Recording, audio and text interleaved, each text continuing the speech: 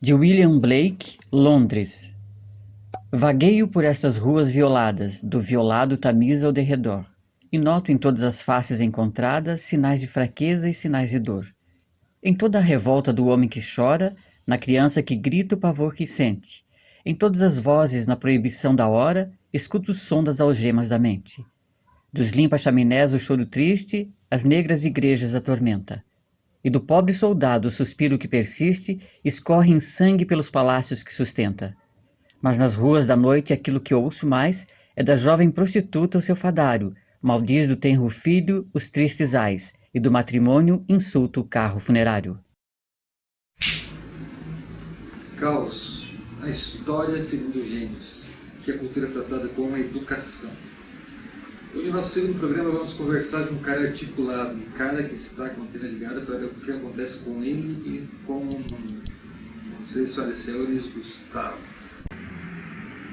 Guga, como você se define dentro da arte? Essa é uma pergunta que me deixou muito encucado, cheio de dúvidas, inclusive. Porque muitas vezes eu me enxergo como um intruso na arte, nesse espaço, nesse ambiente, nesse universo chamado arte. E ironicamente, porque eu habito esse espaço desde os meus 9 anos, profissionalmente, trabalhando com arte. E desde então, trabalhando com teatro, com cinema, com televisão, nos últimos tempos mais diretamente com produção. Mas o espaço da arte é um espaço que exige muita verdade. Ou melhor, que exige só a verdade. Até os símbolos do teatro, que é a máscara feliz e a máscara triste, eu acho um grande erro, um grande equívoco. Porque o teatro é um lugar onde não se usa máscara. É um lugar onde você tira todas as máscaras. Não é? E é isso. E muitas vezes eu me enxergo com máscara. Eu falo, cara, então o espaço da arte muitas vezes é um espaço bem hostil para mim, mas é o lugar que eu me sinto mais à vontade, ironicamente. O que te completa? Em primeiro lugar, a arte é onde eu encontro outros pedaços de mim que estão perdidos, e é na arte que eu encontro esses pedaços.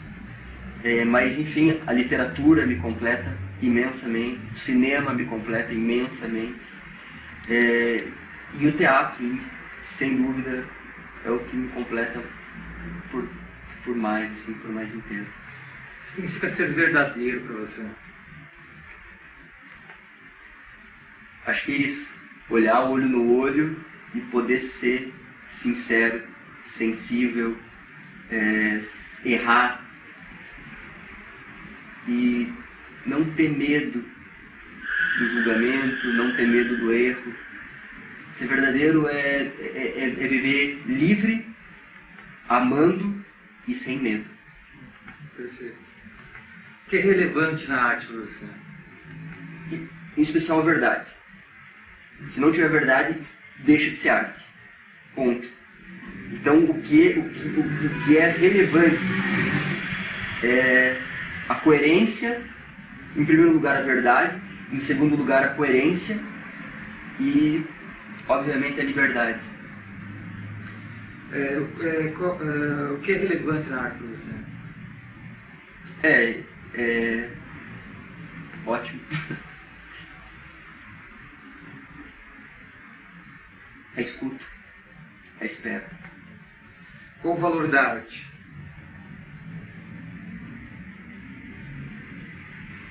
Eu errei a pergunta, né? Acho que não. Eu adorei você ter perguntado 2 vezes. Me fez pensar um pouco mais profundamente. Gostei muito disso. O que é arte?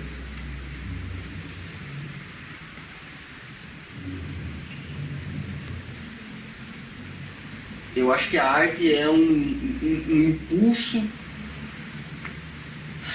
impulso sensível e criativo para questionar o que está posto culturalmente. Dá para entender mais ou menos isso? Você se considera uma máquina de fazer cultura?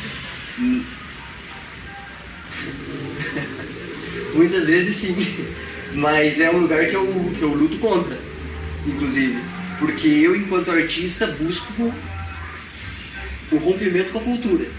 Eu quero que a cultura seja questionada e muitas vezes destruída.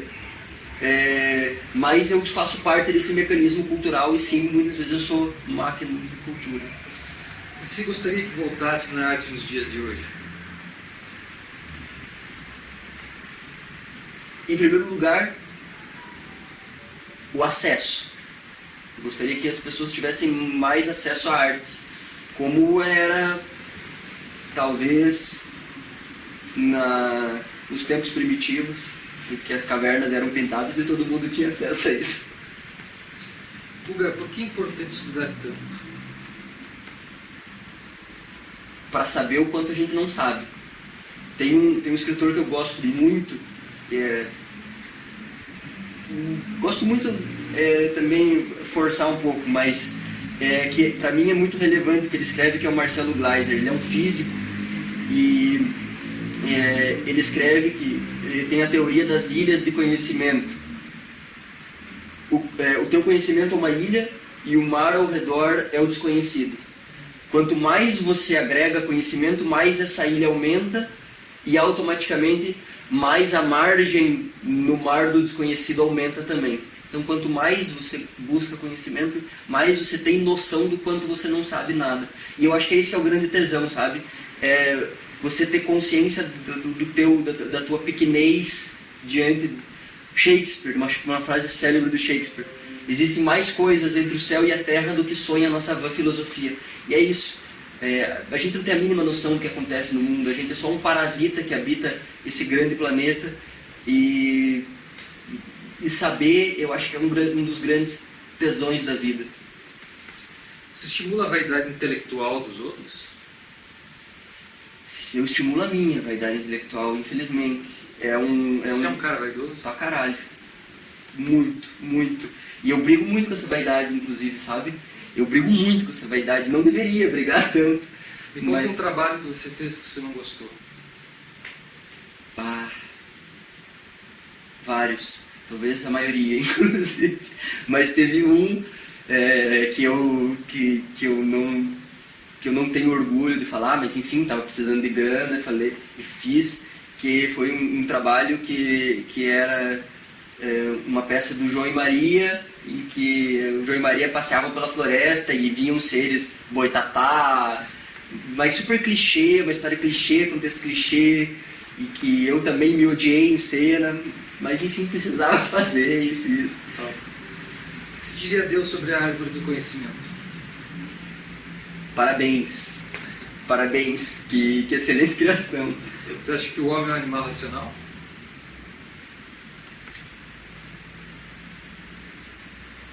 Não. Não.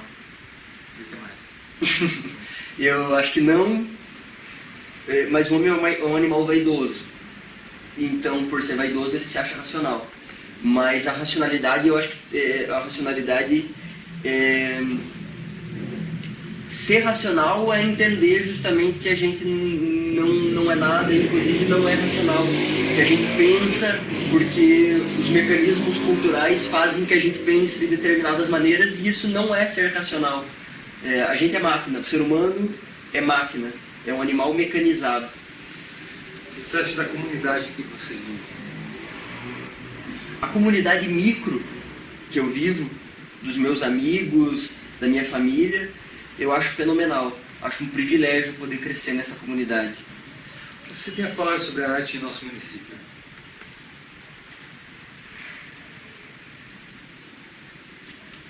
É única. A arte que a gente tem no nosso município é única. Porém,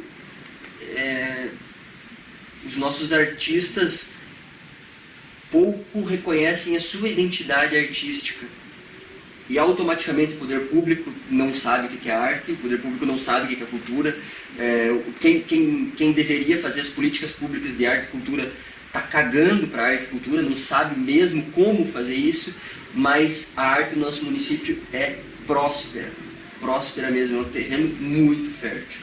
Você gostaria de dizer para quem está começando na arte um caçador? Continue. Por quê? Primeiro porque a nossa cidade precisa de artista. Primeiro lugar. Então, façam coisas. Quanto mais gente tiver fazendo arte, talvez a arte seja mais reconhecida. E Eu queria te perguntar agora, você acha que com tantas corporações, com seus coronéis e seu gado, a arte e a cultura ainda terão apoio devido? se continuar tendo artistas, sim. Justamente porque eu acho que esses artistas têm poder e força suficiente para questionar e inclusive derrubar algumas ideias conservadoras de não incentivar a arte, por exemplo. O que você acha dos movimentos artísticos no mundo? Eu acho que a gente está vivendo hoje a contemporaneidade, a gente vive um momento mais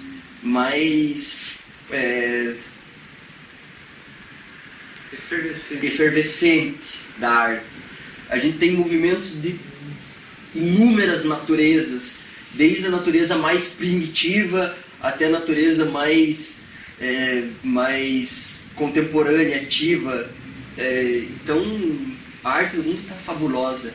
E é um privilégio poder viver esse momento de acesso à informação, de acesso à tecnologia, poder estar vivendo esse momento, porque esse é o momento que a gente consome mais arte em toda a história da humanidade.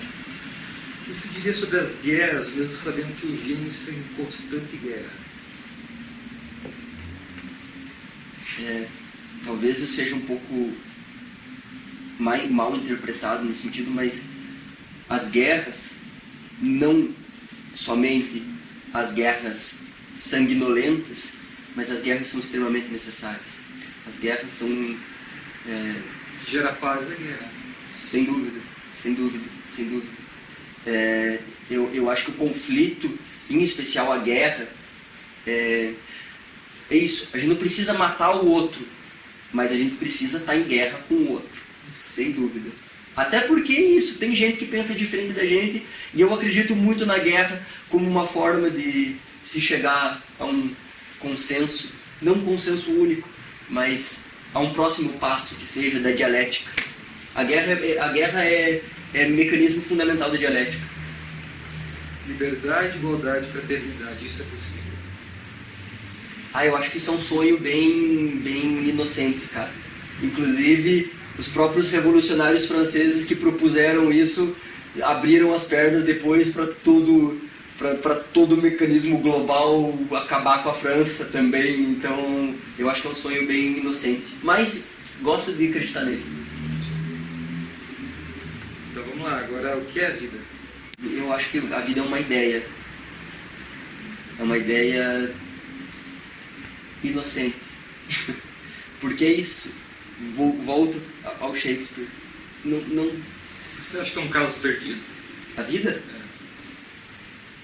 Eu acho que a vida nem chega a ser um caso. Eu acho que a vida é uma ideia de alguém que pensou e escreveu essa palavra num papel. Porque a gente não sabe. O nosso tempo de respiro, de consciência que a gente tem, que seja 80, 90, 100, 10, 20, 30 anos que seja, é um tempo muito pequeno comparado com o tempo do universo. Então é isso, a vida é uma ideia inocente. Quem é Deus? Quem?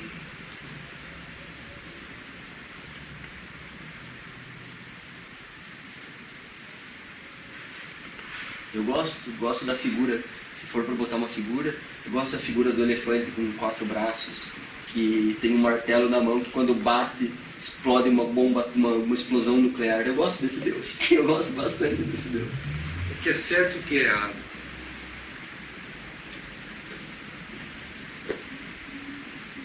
Conceitos morais. Ok, agora nós vamos para o nosso bate-bola. Nossa. Um pintor e uma obra. Pintor, Basquiat, um cara que Eu posso me aprofundar mais ou é só mais bate-bola? Não, pode. O pintor Basquiat foi um cara que me influenciou muito na minha maneira de pensar, na minha maneira de agir enquanto artista. Eu vou ficar com um quadro do Debré. Inclusive acho que ele não tem nome, ou se tem nome é o Guarani, que é a figura de um índio deitado no chão atirando uma flecha. Um índio Guarani deitado no chão, segurando o arco com o pé e puxando a flecha e caçando pássaros. Essa eu não conheço. Deixa eu mostrar. É essa figura. Ah, tá. Ok. Tá ali. Tá aqui. Uma banda e uma música. Eu vou escolher em vez de uma banda, um maestro. Sim. Que eu nem gosto muito, mas ele tem uma relevância tão importante, assim, para mim, inclusive, que é o Stockhausen, que é um maestro alemão, já falecido, que ele mudou completamente o conceito de música. Inclusive as pesquisas dele deram origem à música eletrônica. Ele era um maestro de música erudita e reformulou completamente a escrita da partitura, o tempo da música. Então eu acho que ele é alguém que eu colocaria como para citar, inclusive para as pessoas pesquisarem. Mas só para também falar uma banda, para não ficar tão intelectualoide, Beatles. Beatles é uma banda que também revolucionou completamente a história da música. E uma música Trenzinho Caipira, virou. Um escritor e um livro.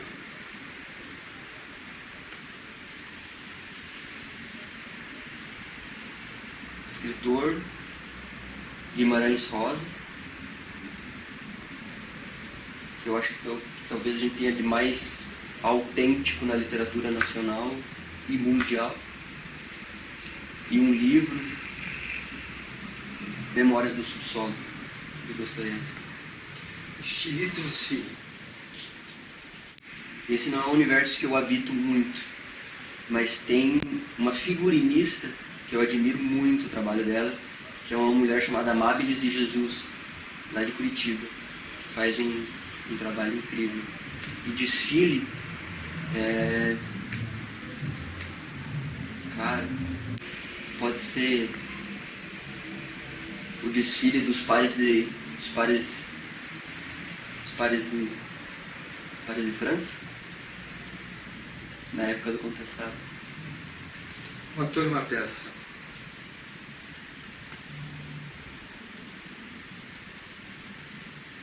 Essa pergunta é bem difícil. Ator, eu vou ficar com o Paulo Altran, que é um ator bem conhecido, era, né? Falecido já. E também é uma das coisas mais autênticas que a gente tem em interpretação da história do teatro. E um espetáculo, uma peça,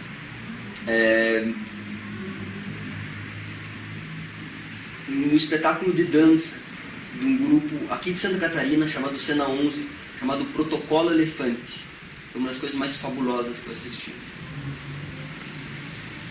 Um escultor e uma escultura. Um escultor, um cara chamado Velho, lá do sertão nordestino, que ele encontra galhos de árvores caídas e cria vida mesmo a partir deles, encontra seres dentro desses galhos. E para finalizar, um cineasta e um filme. Um cineasta que tá me mexendo muito, Fellini, é um cara que está me revolucionando a minha ideia, Fellini, Federico Fellini. E um filme, Um Cão Andaluz, do Buñuel. Também foi um filme que me deu um nó no cérebro. Vale a pena. Tipo Proust. É. Agora eu gostaria que você virasse para aquela câmera e dissesse o que você quiser.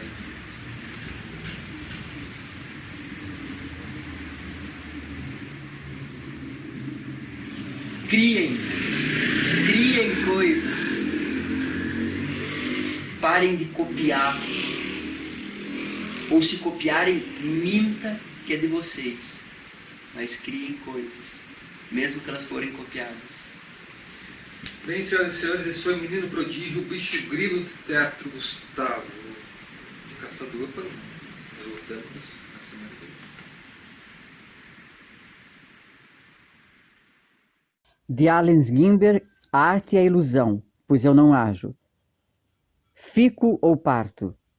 Com constante alegria, meus pensamentos, embora céticos, são sagrados. Santa prece para o conhecimento ou puro fato. Então enceno a esperança de que posso criar um mundo vivo em torno de meus olhos mortais. Um triste paraíso é o que imito, e anjos caídos cujas asas perdidas são suspiros. Neste estado não mundano em que me movimento, minha fé e esperança são diabólica moeda corrente, em mundos falsificados, cunho pequenos donativos, em torno de mim, e troco minha alma por amor.